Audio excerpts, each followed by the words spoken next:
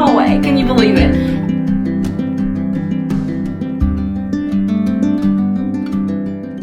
Hello my friends, welcome back to Little Blessed Nest. My name is Stephanie if you're new here today. Today's video is going to be a DIY project. I'm so excited to finally share with you guys the end result of my hallway slash room closet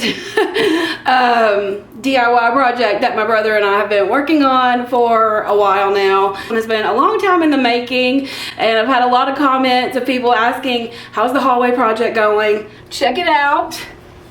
We have beadboard going down the hallway, y'all. The closet, this closet, I have a closet in my hallway. Can you believe it? You're probably like me and thought it was never gonna get finished, but it has. Thank you, big thank you to my brother who did so much work on this. My brother came over a few days ago and finished up the last little bit of the beadboard back here. You can get a little peek of it. I'm gonna show you what we used to make this wall, the products that I purchased. I got them all from Lowe's. And also in today's video, we're gonna wrap up this DIY by painting this. I am gonna paint it the same color that the board and batten was, which is Accessible Beige from Sherwin-Williams. I really love that color. I think it warms up my home because I have a lot of whites in here. I am gonna keep the white at the top. And I just feel like it warms it up. It's kind of like a beigey, mushroomy color is how I describe it. Sometimes on camera it can look gray, but it doesn't look gray at all. Not to me anyway, in my actual house. So it's a color that you're interested in. You might want to pick up a sample. You can get little samples for a few dollars at Lowe's and you can bring it home, put it on your wall and see what it looks like with your lighting, what it looks like different times of the day. That's something that I've started doing. I picked up a couple of samples actually for my island, which is a project I'm going to be working on very soon too. I've been talking about that for like, I don't know, a year, 2 years. I'm sure y'all know better than I do. So for any of you who are interested in making a beadboard wall like mine, I'm going to tell you exactly how we did that. First thing I did was went to Lowe's and picked up some of these beadboards. You can see here it has the groove down it, and then they are tongue and groove, so they slide right into one another. They had a huge stack of these at my Lowe's, but I went through them all because some of them were warped, some of them had big knot holes in them, and I didn't particularly want that look, so I made sure to go through and find all the ones that were pretty like plain with no knot holes and that were good and straight. This is just one that we've already cut off, so it is a little short, but these are 1 by 6, so they're 6 inches wide, and the ones that I got were 8 foot long. They do have longer ones. I'm not sure if they were 10 or 12 foot, but they do have bigger ones than this. So this is the first thing that I used. So I do have a 1 by 4 at the bottom, that's the baseboard, and then we set the beadboard on top of that. Then on top of the beadboard, I have another 1 by 4, and on top of the 1 by 4, I did some trim by adding a 1 by 2, and then I picked this trim up at Lowe's. Let's see if I can show you the detail of it. I got a quick clip of it at Lowe's so I can show you which one it is. It's the general purpose one, and they're $9.99 at my Lowe's. They have a ton of different ones to choose from, so if you don't like the one I have, you can choose a different one.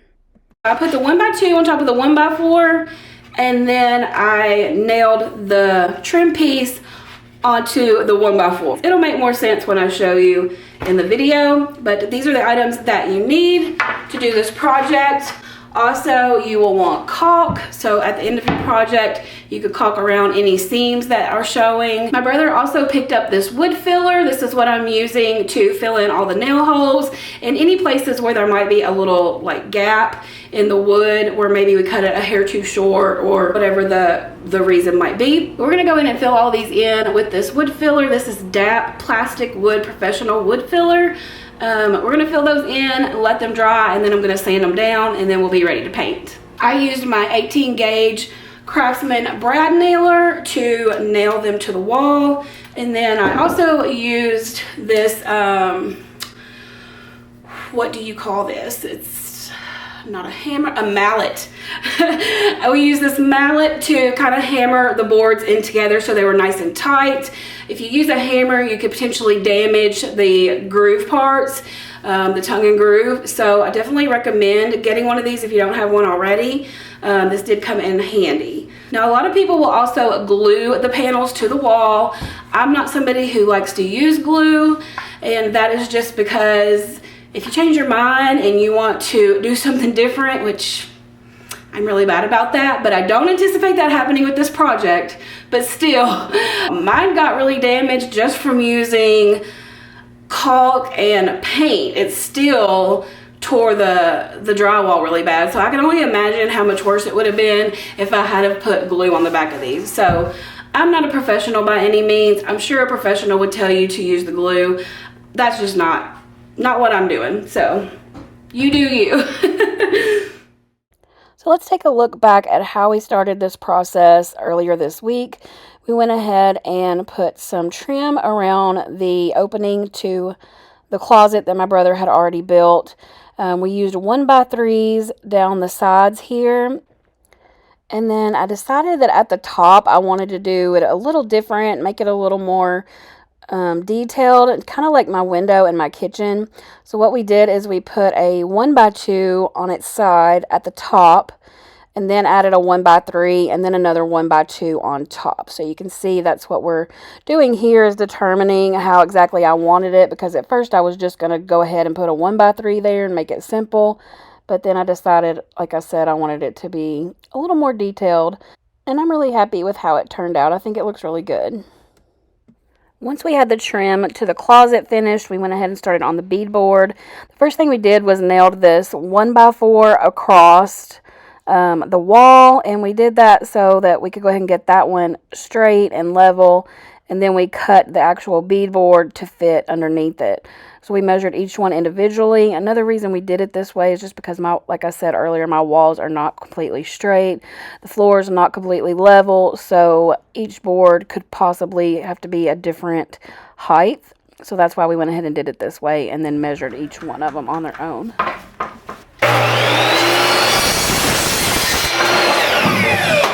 So most of our boards ended up being between 44 and 45 inches, I believe. So we got 2 boards out of each 8-foot board.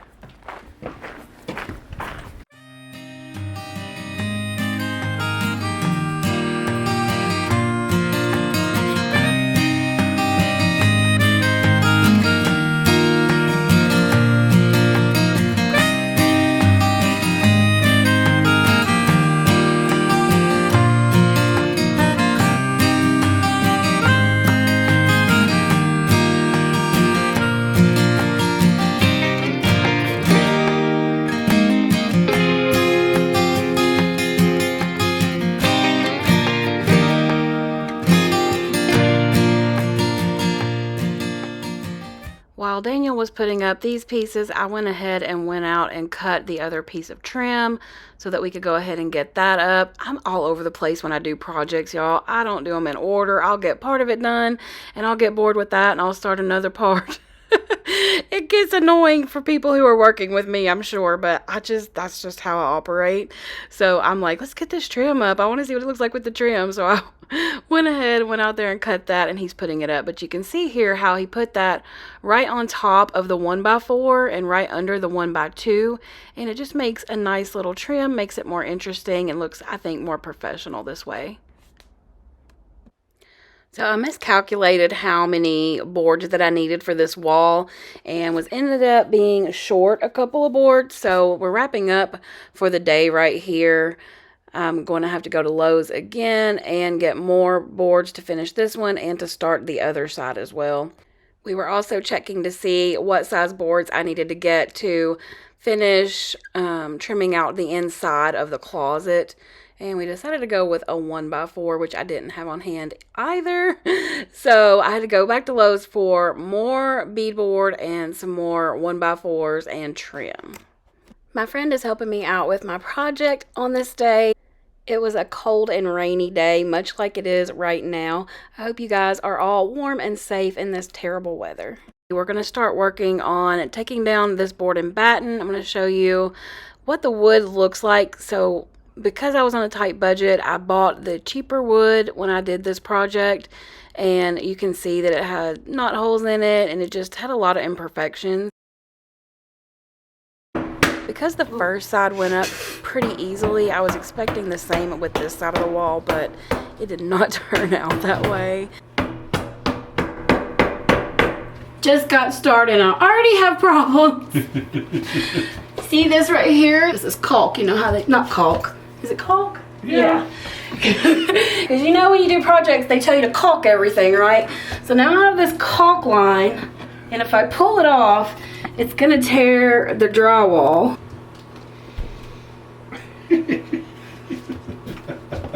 Nothing is ever easy. Ever. I thought I could just rip these boards out, put up my new stuff, but no, that's not gonna happen. I thought it might help if I took a utility knife and scored down the sides of these boards to separate the paint and the caulk, but it really did not end up helping a whole lot. You can still see that it still tore the paper on the drywall and created a whole nother mess that I had to deal with. But it all ended up turning out okay. We took a sander here and sanded down all of the rough spots just to make it smoother, to make sure that the beadboards would lay flat and it wouldn't interfere with anything. And then we also went ahead and put a little skim coat over top of the top portion that was going to be showing to try to smooth it out so that the paint would be smooth. Once that had dried and we were able to sand it down, we got started with the beadboard. We put the 1x4 up, just like my brother and I had done on the other side, and then we're measuring to see how long to cut the first board.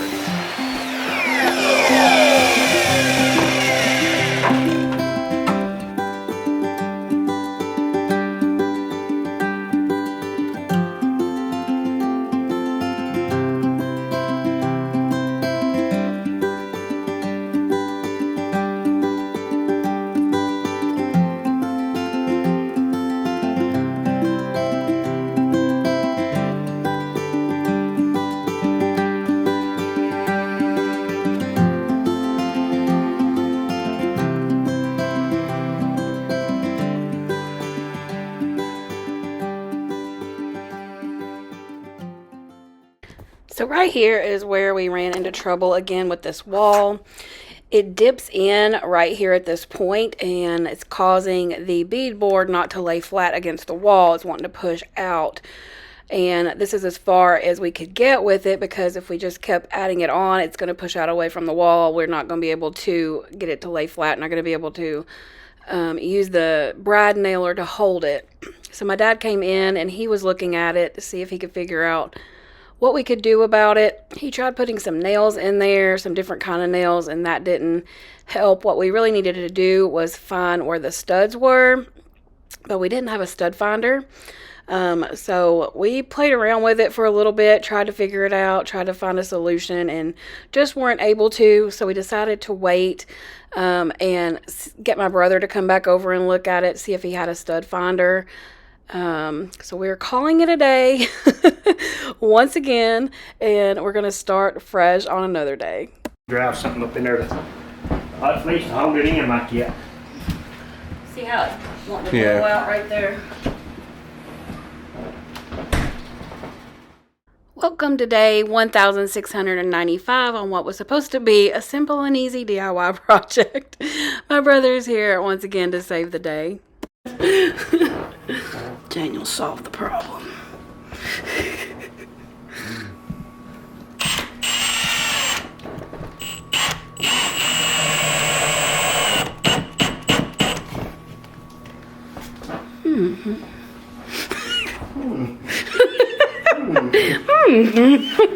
That made sense. You screwed it so it went into this board here. Help give it support. And he marked the studs by using a magnet. These are the screws that he went and got, and they worked so much better than trying to use the brad nails on this particular wall, just with the issues that we were having.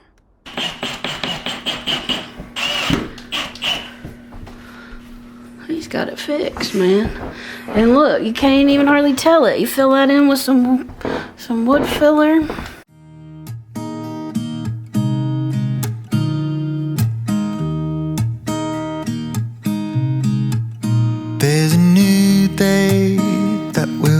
come again tomorrow. There's a new day to wash away the pain.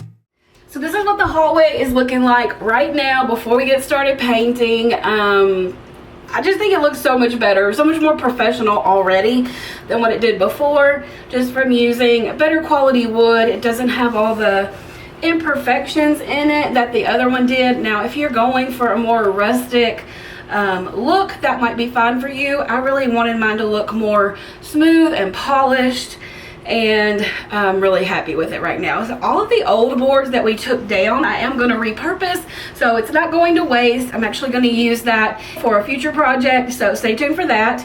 But for now, let's get busy painting this beadboard. I can't wait to see what it's going to look like.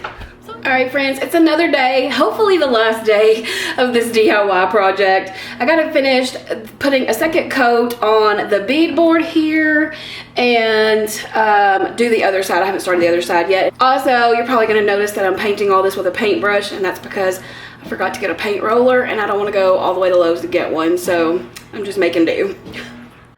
I know I'm going to have some people who will say that they would have kept it the way that it was and not painted it, but that's just not what I like. I like the look of the painted beadboard.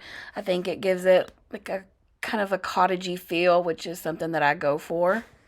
I feel like adding things like this, like beadboard and trim work and more details, gives a home more character, especially if you're in a mobile home that are, some of them are kind of cookie cutter and the same, but you can make it your own just by adding feature walls and different trims and things like that. Alright my friends, I finally got the wall painted. I am going to go back and do a second coat, but for the purposes of this video, I'm going to go ahead and film and show you what it looks like.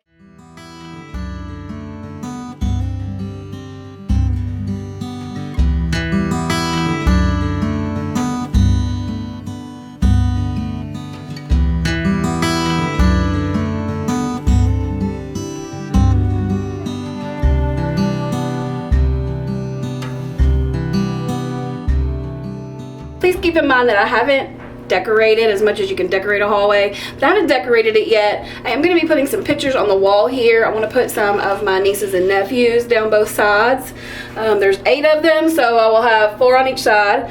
And then also my door here, I'm either going to get another curtain to go there or figure out what I want to do maybe about a door. I've thought about putting a bifold door there, but I'm not really sure. The curtain is working fine, but it's just one that I had in my closet, so it's seen better days. So I will look for a prettier one to hang there until I decide on whether or not I want a door. I'm really leaning towards the curtain though, because I really don't mind it. I think if I find the right one, a pretty one, that it'll be fine. But let me show you, let me give you a look at what it looks like. It's kind of hard to see because there's no lighting here in my hallway. I would love to have a light in the ceiling, and I've thought about getting maybe like a battery operated one to hang up there, but the ceiling is not that high, so it would have to be something that like mounts flush to the ceiling. So that is a thought. I might be doing that. I did put a rug in here that matches my living room rug, and I really like that. A lot of people ask me questions about that rug. I do have a link to it in my description box. I always keep it there because I continually get questions about that rug and about this necklace that I wear all the time. Those are the 2 things you guys ask me about the most, so I keep that listed in the description box if you ever are interested, and I don't get anything off of it. It's just the link there for you to use. And then also in the closet, I still need to go in here and build my shelves, so that's going to be in an upcoming video. I'm going to put 2 or 3 shelves in here, and then I'm going to get one of those hooks where you can hang your mop and your broom and things like that on the side. That'll free up more floor space. But I think it's definitely going to be great. It won't take long at all for me to put some shelves in there. So we'll be doing that in an upcoming video. Thank you to everybody who has asked about my mom in the comments. She is feeling better, but still tired and still recovering. Thank you guys so much for visiting with me again today. I hope you guys have a great week ahead. If you're having bad weather where you are, I know it's snowing here right now.